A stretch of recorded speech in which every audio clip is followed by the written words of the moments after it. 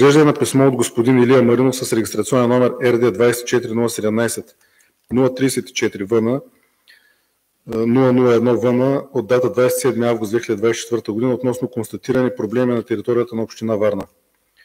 Имаме изпратено писмо от госпожа Емилия Христова, тогава временно изпълняващ длъжността кмет на район Одесо, с регистрационен номер РД 24017 034 ВН 003 ВН от дата 26 септември 2024 година. Мнение, съображения, колеги, по точката?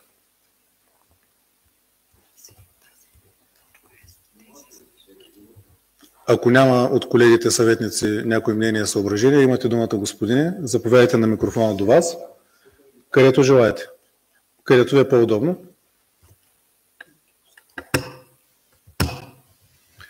Ще ви помоля само да се представите за протокола, име и фамилия.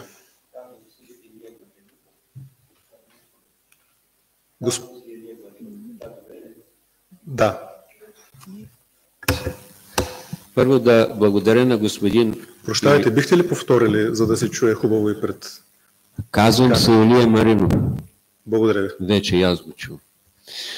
Първо да благодаря на господин Юлиан Минчев за поканата да съм пред вас и да изложа лично моите сигнали за някои проблеми на територията на нашия град. Не за първи път подавам писмени сигнали до община Варна и често се чувствам като безнадежден оптимист, но още продължавам. Сега конкретно за проблемите, които съм визирал. На първо място поставям обезличаването на града ни, липсата на табели, семената на улиците. Знам отговор. Няма средства. Но защо и новите строежи нямат? Мисля, че не е до средства, а до липса на изискване към строителите да поставят такива преди издаване на разрешение за въвеждане в експлоатация на тези сгради. За мен не е обяснимо. Нещо, което пари не струва, а общината е в началото и в края на строителния процес и в комисията съответно накрая за така наречения 16. Второ, градът е с много грозни тротуари на места по отношение на антипаркингите съоръжения, колчета, скоби, парапети, законни и незаконно поставени, рязани, недоотрязани, стандартни или нестандартни. При въвеждане на синята зона имаше включено мероприятие да им се направи преглед, но нищо. Пак ли опира до средства или ще се намери фирма, която да ги премахне за сметка на желязото? Те са железни, а желязото е много ликвидна стока.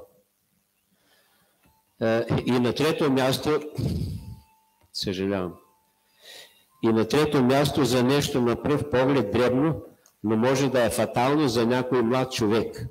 Пред църквата Свети Никола, радвам се, че там е показано, пред църквата Свети Никола има указателна табела за древната римска стена под табелата. Тя е един метален лист, който е на пътя на тротинетките и велосипедите. Гледана отстрани, тя е невидима. В кавички или без кавички, разбирате какво казвам, като двуизмерен обект.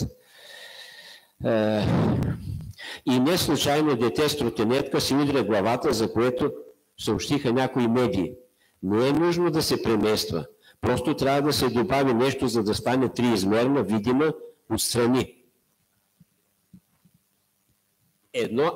Едно антипаркинг колче е достатъчно. Някой се е опитал да изкриви, явно не е бил доволен от мястото и там, но не бива да се мести, казвам. Не бива да чакаме за по-тежко происшествие по случая. Четвърто, и не на последно място, но не по важност, искам да ви припомня случая на падналата козирка до орбета и убитата тогава студентка. Визирам, че бъдещ подобен случай може да стане и на други места, но конкретно говоря за козирката на сградата на булевард Христо Ботев 4. Да, още не е паднала, но кой ще гарантира за нея? Случайно ли подобната на нея козирка на сградата срещу нея, която беше модна къща Галатия, нейната козирка е укрепена допълнително с стабилни стоманени подпори. А те са от един вид. тия две козирки. В този дух накрая загатвам и за емблематичната за Варна козирката, строена преди повече от 60 години. Този вид конструкция е изключително с натоварени елементи. Доколкото виждам, конструкцията е подсилвана допълнително. Основните железобетонни опори за обтяжките са напукани. Не е ли изтънена тяхната стоманена арматура? Кой ще гарантира за нея? Под контрол ли е тази конструкция? Аз лично никога не минавам под нея.